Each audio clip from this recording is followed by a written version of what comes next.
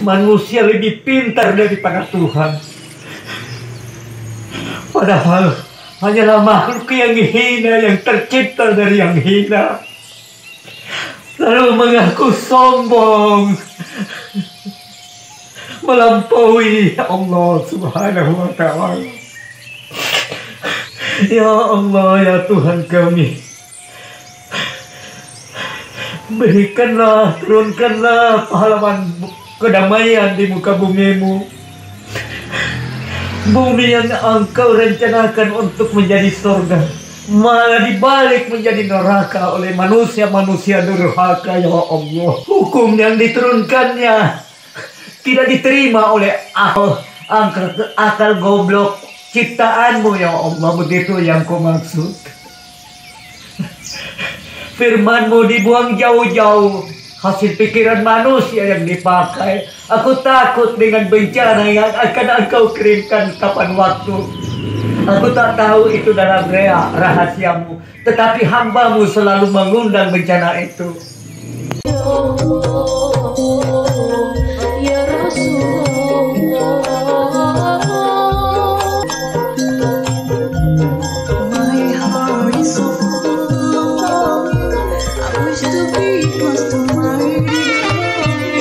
I dream to walk in the streets of Medina, and to quench the thirst of my spirit by visiting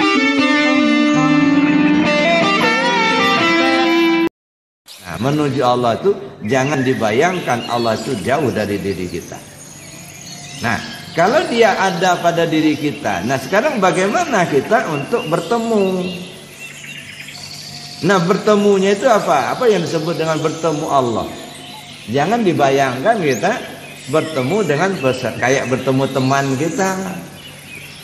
Bagaimana nanti kalau kita ketemu Allah di akhirat, bagaimana muka kita, malunya kita. Emangnya Allah itu seperti kita ketemu manusia apa? Jangan dibayangkan ketemu Allah di akhirat, Allah itu duduk di kursi, lalu kita datang cium tangan. Ya enggak lah. Bagaimana Allah itu sekarang, begitu juga di akhirat, enggak berubah. Kenapa? Karena dia bersifat baqa, Pak. Allah kan bersifat baqa. Kalau baqa itu artinya enggak berubah, kekal.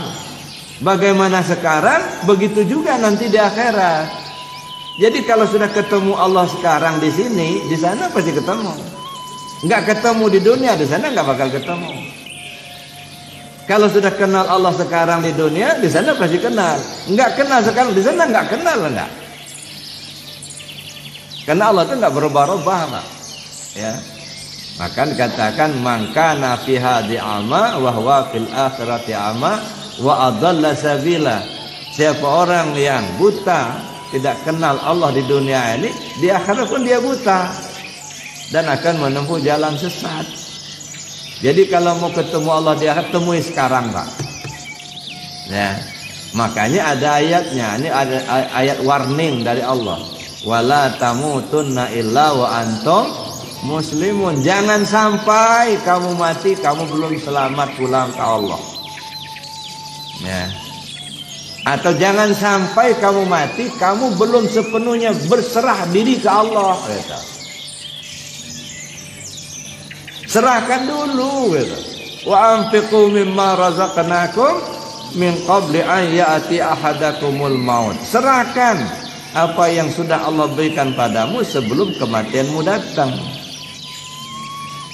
Nah, jadi Bapak Ibu yang saya hormati, nah dapat kita gambaran bahwa kita kembali ke Allah itu ya kembali ke jati diri kita. Ya. Ke diri kita yang asli, yang sebenar-benarnya gitu. Bukan ini, kalau ini mah kesinnya. Gitu. Kalau menghadap Allah, menghadaplah ke jati diri kita yang asli. Ini kan sebenarnya syaratnya banyak sekali nih. Kalau bahasa orang tua kita, coba tanya ke hati nuranimu. Hati nurani nggak pernah bohong, nah. Gitu kan. Cuman kita ini kadang-kadang nggak menghadap ke hati nurani kita. Cari guru yang bisa menunjukkan itu. Kalau tidak bisa menunjukkan, bukan guru. Kalau cuman ngomong agama cuman hafalan, itu adalah kebodohan. Karena agama itu harus ada buktinya, harus nyata. Para nabi dan para rasul tidak mengajarkan agama cek jeung cenah. Semua dibuktikannya dan ada rasanya. Tidak mungkin sekelas Sayyidina Umar begitu masuk Islam tiba-tiba bergetar setelah mengalami syahadat. Bukan membaca syahadat, mengalami syahadat. Kalau cuma membaca tidak mungkin bergetar. Betul? Kalian saya suruh baca, coba baca. Ikuti saya. Kopi ini rasanya enak. Coba. Ada getarannya? Coba minum kopi. Mau saya bimbing minum kopinya kayak tadi? Mau? Kopi ini rasanya enak. Cukup? Buat apa ngomong gitu? Kopi ini rasanya enak, kopi ini rasanya enak. Minum kopinya kapan? Kalau cuma bilang kopi ini rasanya enak, kita tidak mendapatkan rasa. Tapi kalau minum kopi, gak ada kata-katanya, dapat rasa. Pilih mana? Minum kopi dong. Kalian lebih suka ngomong kopi rasanya enak, atau baca buku tentang kopi, dan puas ketika membaca itu, luar biasa. Ancaman Allah, fawailul lil musallin, celakalah orang yang sholat. Jadi kalau gitu prakteknya apa? Mati. Kalau kita mati, Pak, maaf, bukan mati. Kalau kita tidur, yang aktif dari sifat yang 7 itu mana? Kan 1 kan? Hayat. Letaknya di napas. Coba dulu Bapak kalau sholat, rasakan aja napas itu turun naik. Kalau ini ku jelaskan di napas. Kenapa dikatakan dia napas? Karena turun naik. Kalau dia keluar, ini disebut dengan ruh. Kalau ruh itu diurut lagi, dia menjadi Nur Muhammad. Nur Muhammad Allah. Kalau begitu Allah, Nur Muhammad, ruh napas. Maka dalam sholat itu, ini biarkan aja, ini kita fokus kepada turun naiknya napas itu. Nah, kenapa? Ya, Allah tak bisa kita lihat, tapi napas bisa kita rasakan. Dan rasa itu karena ada napas. Coba orang mati, nggak hidup, berarti kan mati. Bisa merasakan itu? Bisa. Nah, ini coba dipahami baik-baik. Jadi biarkan dia, lemaskan badan ini, tak ada kehendak. Kita fokus dia, orang mau tidur saja. Ini latihannya. Jangan pula nanti sembahyang tidur dia kerja, ya kan, tak betul juga. Ya. Jadi kita saksikan dengan nyata senyata-nyatanya yang gerakan yang kita pandang di dalam sholat itu sifat Allah yang 7. Itulah pandang waktu kita di sejadah itu. Iya kan? Begitu mengatakan Allahu Akbar, kata mulut kita, ya kan? Sadarlah kita yang mengatakan itu adalah kalam Allah. Kan gitu?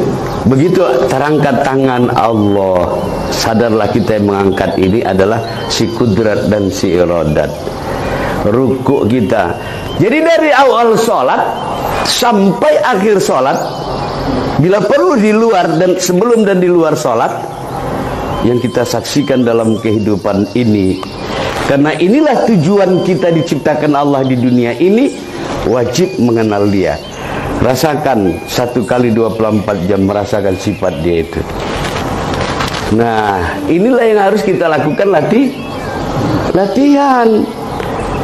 Takkan mungkin seorang pemenang itu bisa menjadi juara tanpa latihan. Latihanlah, rasakanlah itu.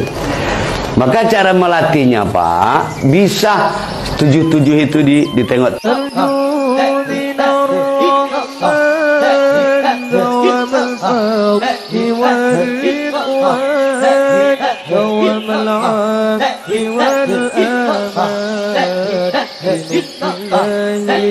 Allah.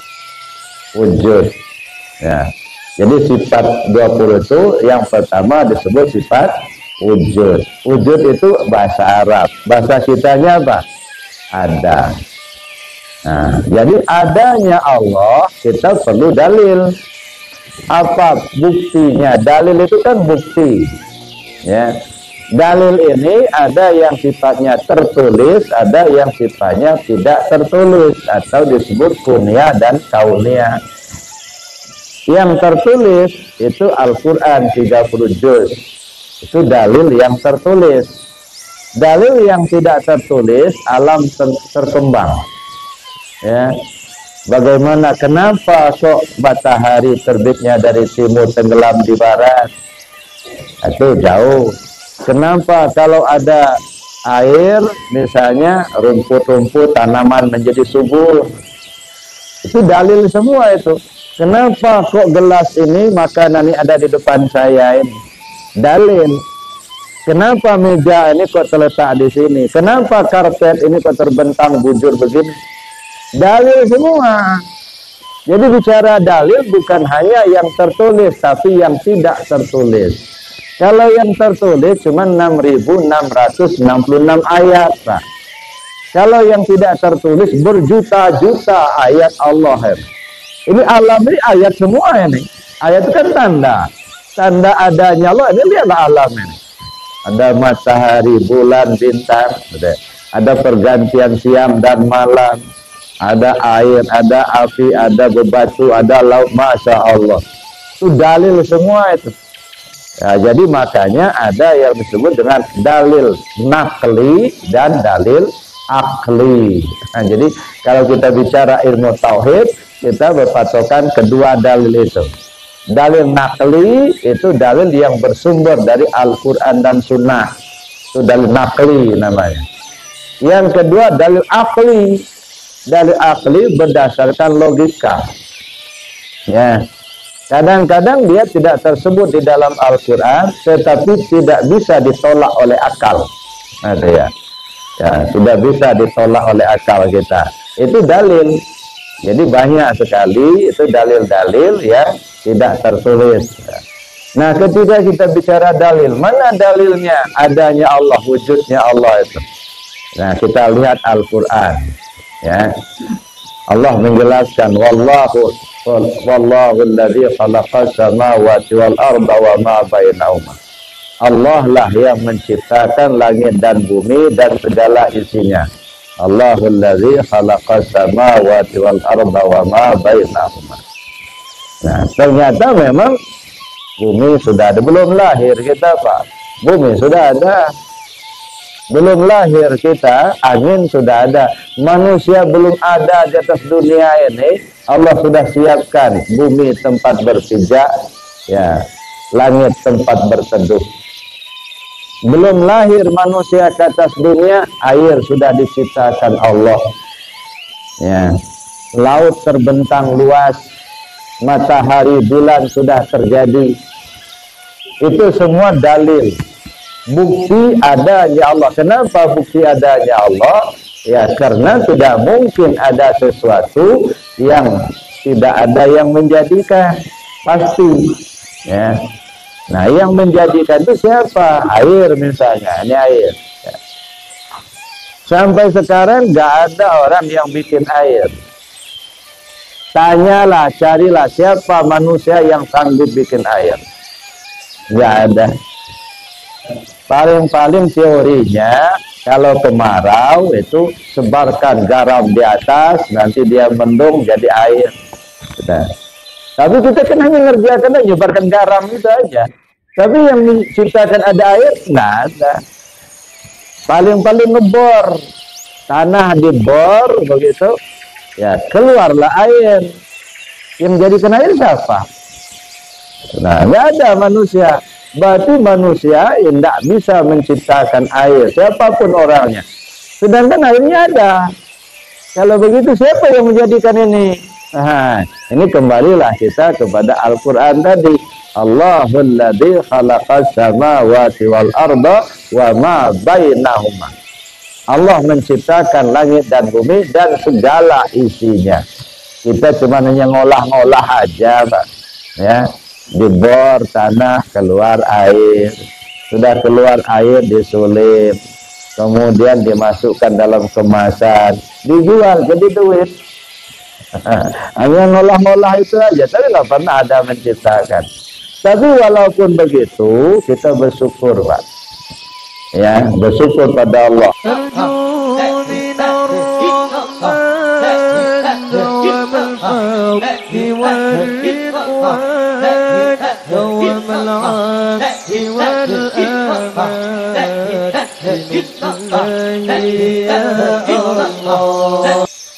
Padahal tubuh itu tak akan hidup, Pak, kalau nggak ada ruh.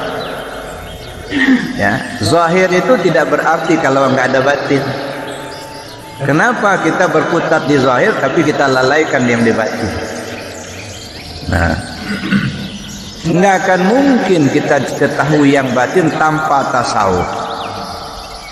Nah, kalau begitu kira-kira belajar tasawuf itu perlu apa enggak? Sangat perlu. Ya. Kalau syariat tidak punya tasawuf, sama aja bangkai, Pak. Ya, tubuh tak bernyawa. Ya, zahir yang tidak berhakikat. Maka belajar tasawuf itu mutlak, Pak. Nggak bisa diabaikan. Ya, jadi harus betul-betul kita contoh. Kalau memang kita akan mencontoh Nabi, contohlah seluruhnya. Paling tidak itu 9 poin tadi. Kata, awal Muhammad Rabbani, akhir Muhammad Nurani. Mana Nur Muhammad?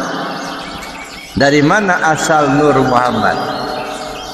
Kalau dalam kajian, zahir batinku terbit daripada Nur Muhammad, Nur Muhammad terbit daripada Nur Zat Allah.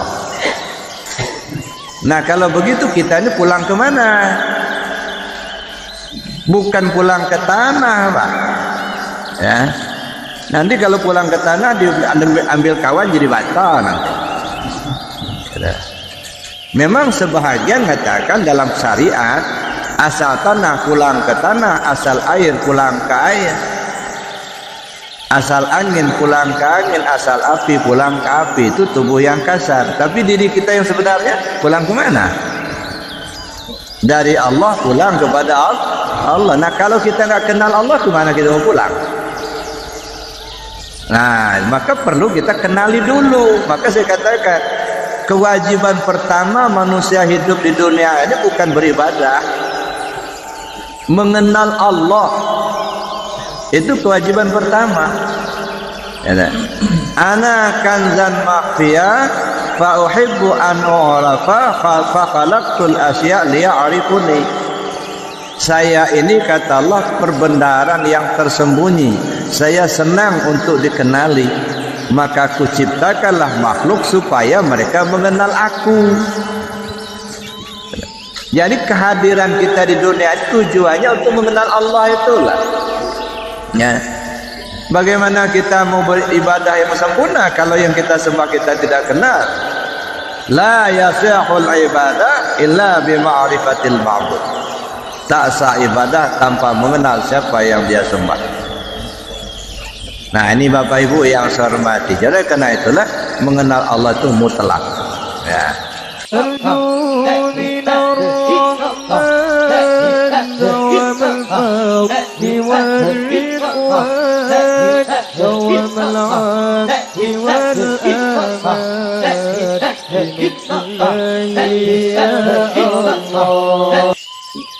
Berawal dari alam 7, saya katakan tadi. Alam 7, alam ahdah.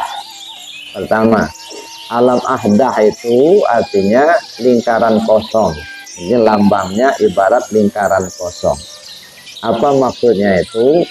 Sebelum ada sesuatu, ya, aras, kursi, bulan, bintang, langit, bumi, bulan, matahari, makhluk belum ada.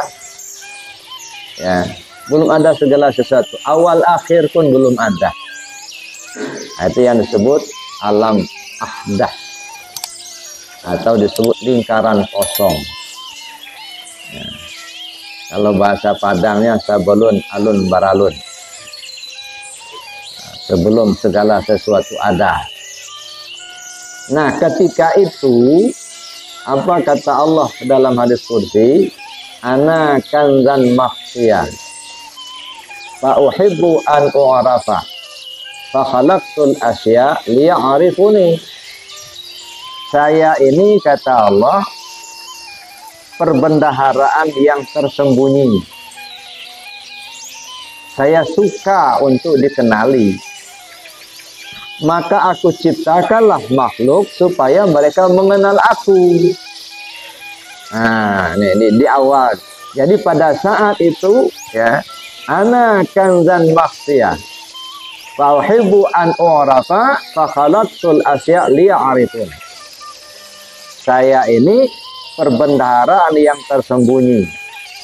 Saya suka untuk dikenali dan karenanya aku ciptakan makhluk supaya mereka mengenal aku. Maka tugas utama kita itu adalah mengenal Allah itulah.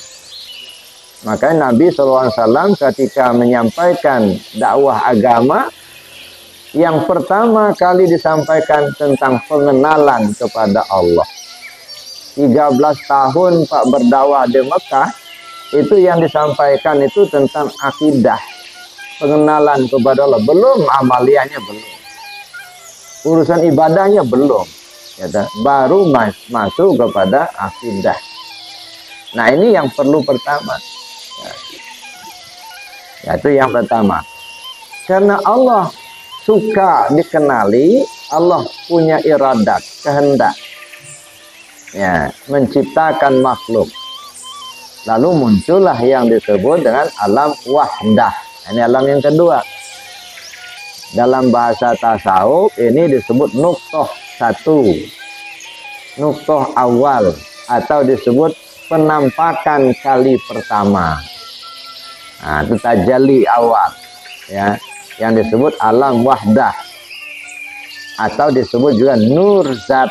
Nah, mulailah menampakkan diri dalam nur zat.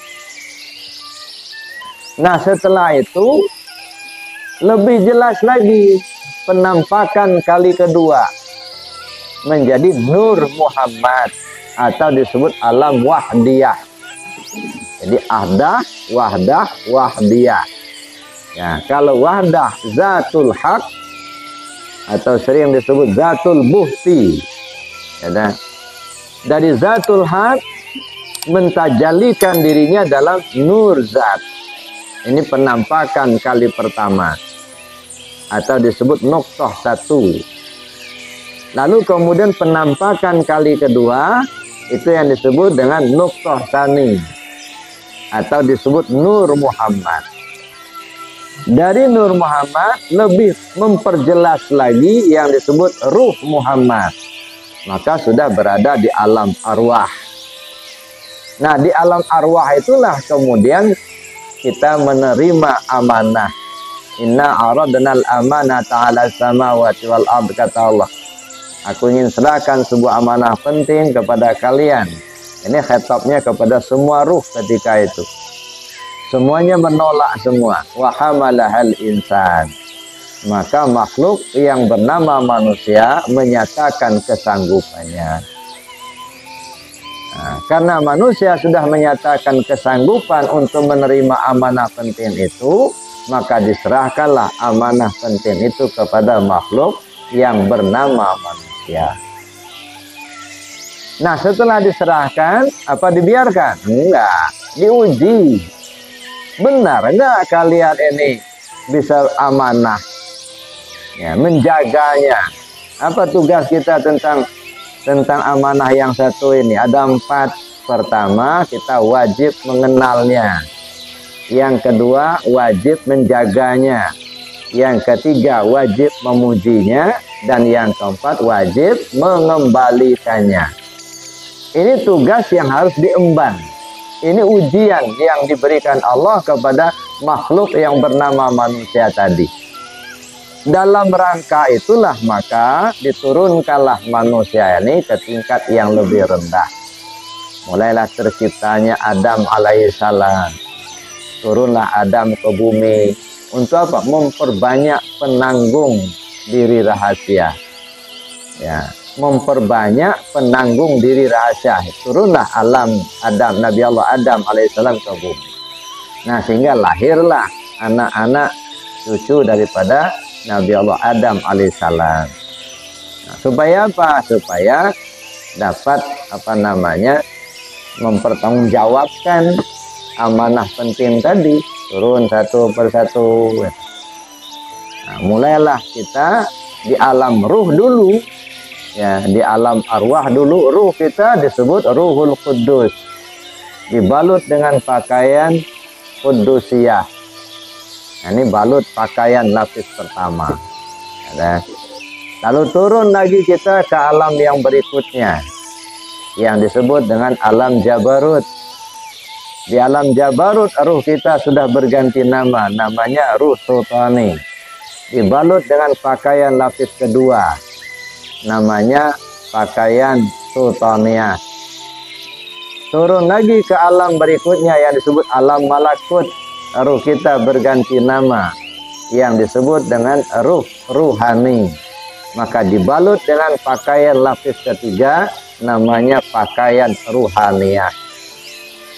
Turun lagi kita ke alam Nasut, alam bumi sekarang ini, ya, ruh kita berganti nama, disebut dengan Ruh Jismani. Dibalut dengan pakaian lapis keempat, namanya Jasmani. Nah, ini. Jadi Jasmani ini pakaian di bumi, Pak, sangkar. Ya, jangan terkecoh. Banyak orang terkecoh, Pak, mengutamakan sangkar tapi tidak memperhatikan penghuni sangkar. Apalah artinya sangkar bagus kalau burungnya nggak ngukur, Pak? Nah, yang dilihat itu bukan sangkarnya, isi sangkar itu. Makanya disebutkan dalam Al-Quran, inna akramakum indallah atqakum. Nah, yang mahal itu penghuni sangkarnya, Pak, bukan sangkarnya. Ada penghuni sangkar. Ya, Pak, ruh kita itulah. Ya, itu yang diri kita yang sebenarnya tadi. Ya, turunlah kita ke bumi ini untuk mempertanggungjawabkan, untuk apa? Diuji. Ya, untuk menempuh ujian. Ya, khalaqal mauta wal hayat liyabluwakum ayyukum ahsanu amala.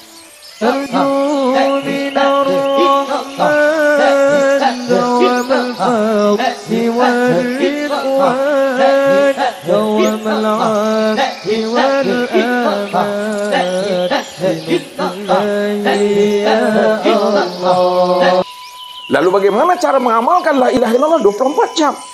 Amalkanlah zikir la ilaha illallah ini secara syariat, secara thariqat, hakikat, dan ma'rifat. Bagaimana cara kita mengamalkan zikir la ilaha illallah secara syariat? Zikir syariat itulah yang disebut namanya dengan zikir tubuh.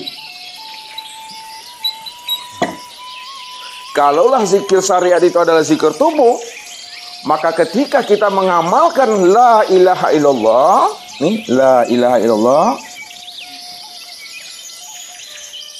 itu ada makom-makomnya, ada tempat-tempatnya. Nah, menuju